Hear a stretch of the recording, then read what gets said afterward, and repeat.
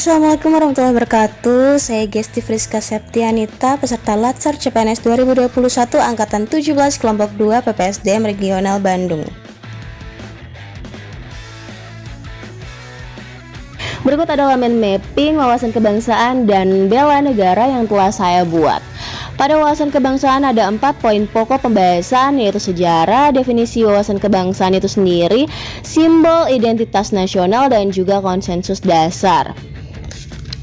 Kita lihat pada sejarah, ada 6 peristiwa sejarah penting yang memprakarsai kemerdekaan Indonesia, yaitu Organisasi Budi Utomo, Perhimpunan Indonesia, Kongres Pemuda 1 dan 2, BPUPKI, dan juga PPKI.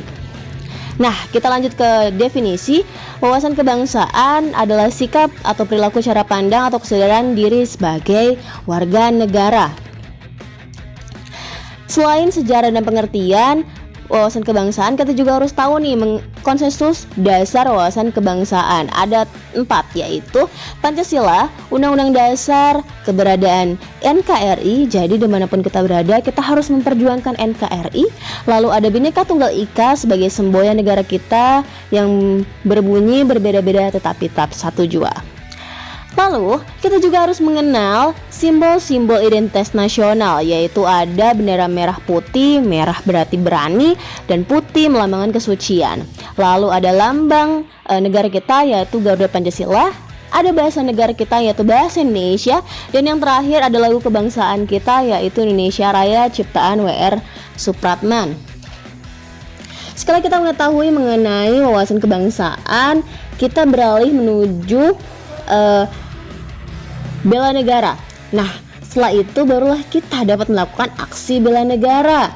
Nah, pada bela negara terdapat 2 dasar hukum, yaitu pasal 27 ayat 3 dan juga 30 ayat 1.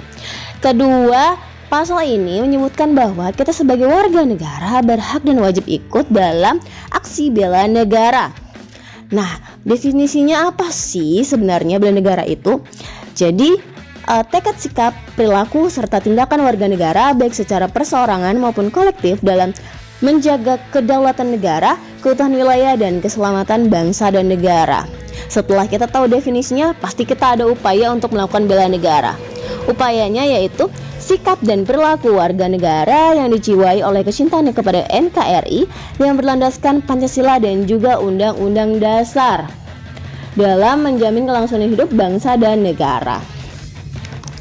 Lalu, di sini ada 5 poin nilai bela negara, yaitu cinta tanah air, sadar berbangsa bernegara, setia pada Pancasila sebagai ideologi negara, rela berkorban untuk bangsa dan negara, kemampuan awal bela negara. Nah, terakhir ada sebagai ASN, kita juga memiliki fungsi nih dalam upaya bela negara. Misalnya sebagai pelaksana kebijakan publik, pelayanan publik, dan perekat dan pemersatu bangsa.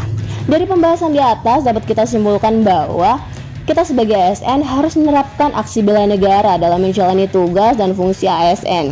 Khususnya saya yang merupakan seorang guru harus bisa mendidik dan mengajarkan nilai-nilai luhur Pancasila guna menumbuhkan sifat nasionalisme dan sikap patriotisme pada peserta didik saya.